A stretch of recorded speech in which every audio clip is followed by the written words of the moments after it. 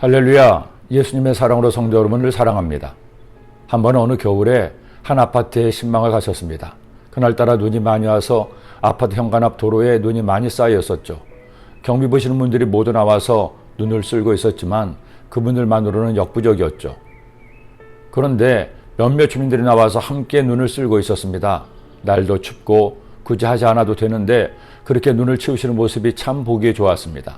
모두가 저렇게 작은 힘을 모아 서로를 돕는다면 이 사회도 좀 더 넉넉해지겠다는 생각을 하게 되었습니다. 세상은 넓고 사람들은 많아서 이런 사람 저런 사람이 다 다르게 살아갑니다. 그리스도인들도 마찬가지죠. 똑같이 주님을 섬기고 주님을 예배하지만 그분들도 사는 모습이 다 다른 것을 알 수 있습니다. 그런데 우리가 정말로 하나님의 자녀라면 아브라함을 통해 꼭 배워야 할 것이 있습니다. 착하게 남을 도우며 살아야 한다는 것이었죠. 아브라함이 하나님 말씀을 순종해서 하란을 떠나 가나안에 왔습니다. 항상 100% 완전히 하나님의 마음에 든 건 아니었지만 생애의 중요한 시기에 하나님 말씀에 순종함으로 믿음의 조상이 될 수 있었죠. 그런데 그것만이 아브라함의 전부가 아니었습니다. 아브라함은 착한 사람, 남의 어려움을 외면하지 못하는 사람, 우리말로 굳이 표현한다면 과하게 오지랖의 넓은 사람이기도 했습니다. 창세기 18장의 말씀은 그런 아브라함의 성품을 단적으로 보여주고 있습니다. 하나님께서 아브라함에게 이름을 바꾸게 하신 지 얼마 안 되었을 때 그가 자신의 장막 앞에 앉아서 길을 보고 있었죠. 그런데 세 사람이 장막 앞에 서 있는 것을 발견한 것입니다. 이때 아브라함은 어떻게 반응합니까? 길을 지나가는 나그네인가 보다 하고 시선을 돌렸을까요? 혹시 무슨 부탁이라도 하나 싶어 장막 안으로 피해 들어갔나요?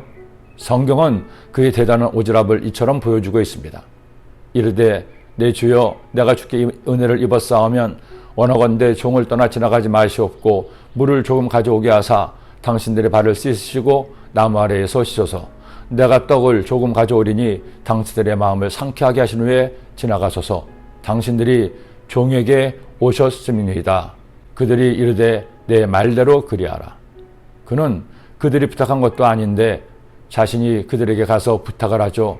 당신들을 대접하고 싶으니 제발 허락해 달라는 것입니다. 여러분 대단하지 않습니까?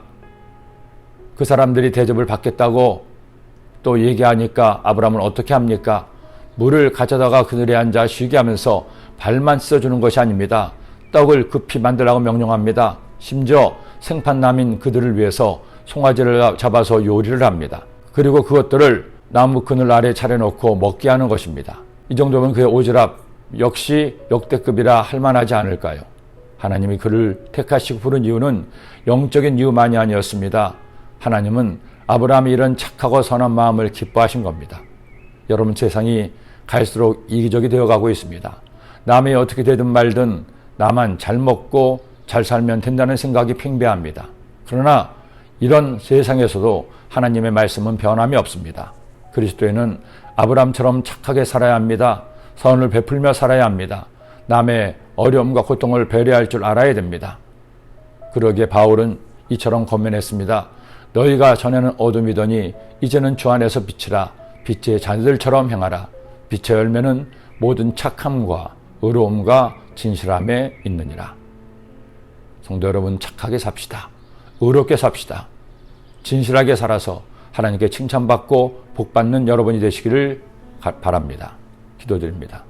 사랑의 주님, 오늘도 저에게 주의 말씀을 나누게 하시니 이 말씀처럼 아브라함을 본받아 착하고 선한 그리스도인들 되게 하여 주옵소서. 그래서 하나님께 칭찬받고 복받는 우리 모두가 되게 하여 주옵소서. 예수님의 이름으로 축복하옵고 기도드립니다. 아멘.